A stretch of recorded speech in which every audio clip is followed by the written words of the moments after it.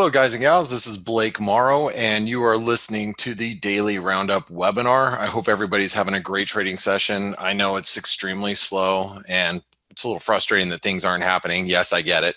But, I thought there would be a couple of things, at least a few minutes I can take to talk about some developments that we've seen in the market. First and foremost, let's take a look at the cable. So the cable's actually on the move a little bit as we come down and we test some pretty important support around the 130 level.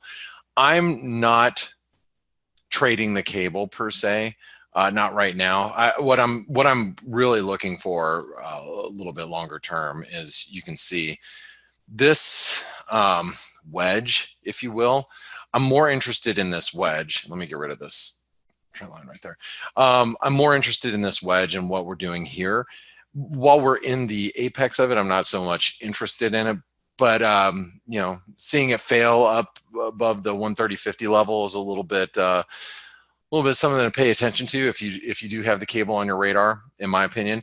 The euro continues to trade heavy, and as I mentioned earlier this morning on the Face webinar, what I'm ultimately looking for is a move down towards 108, whether it's below 108 or just above 108, some sort of reaction down here.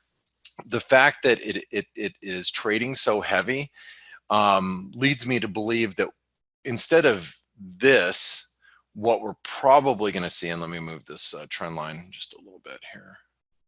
Just kind of move that where we're currently at. What I think is probably more likely to happen is this. Okay, is instead of a squeeze past the channel, is going to be just a continued drop through the figure. I think that's probably more of a realistic expectation as of as of now. The Aussie's not doing anything. We're consolidating in a nice little tight triangle type of consolidation. Whether we're going to respect this lower trend line or this lower trend line's to be seen. But we're obviously building some sort of consolidation going into tonight. And by the way, we do have the monetary policy meeting minutes tonight out of Australia, which is obviously going to be Tuesday morning in Australia. So that might be the catalyst that drives us out of here, but we'll see for those of you that are watching it. And then one other thing that I can't help but notice this on a day when there's very low liquidity is the US dollar Mexican peso actually rallied off of, we got really close to 1850. I think a lot of bank analysts have been really pointing towards a move to 1850, and so we got pretty close today, not too far away from that, and we got a little bit of a bounce. Now, right now, we can't read too far into it, but obviously the S&P futures are up; they haven't come off yet. So, being that they're a little bit stronger today, it's a little odd to see the dollar Mexican peso bouncing today. And speaking of which, one last thing I guess I will talk about is the dollar yen. We're near and got really close to the 110 level. So that's something to just take note of. Stocks are where they're at. Dollar yen, it makes sense that it drifted higher. But I think that we have to watch for a possible right shoulder in a head and shoulder pattern, potentially. But the only thing that really would get me too excited about the dollar yen is a break below 109.50, because then this is a, right here, this would be a 50, 60 pip move lower down here. It takes us below 109. So that is, I think, a setup, but we'll see what happens with equities as we head into Asia. So tonight, remember the coronavirus numbers, they continue to get better.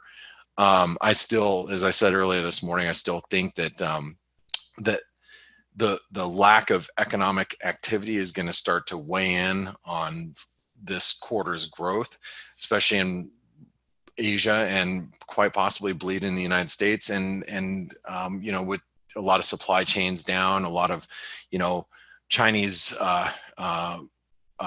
imports for us, or Chinese exports for them, probably slowing down markedly. I think that's going to start weighing in on the economic data, like I said earlier this morning. So it's I don't know if that's going to reflect in equities initially, at least not right now. It seems like we're pretty much brushing off every worry, but it's something that we should be paying attention to moving forward.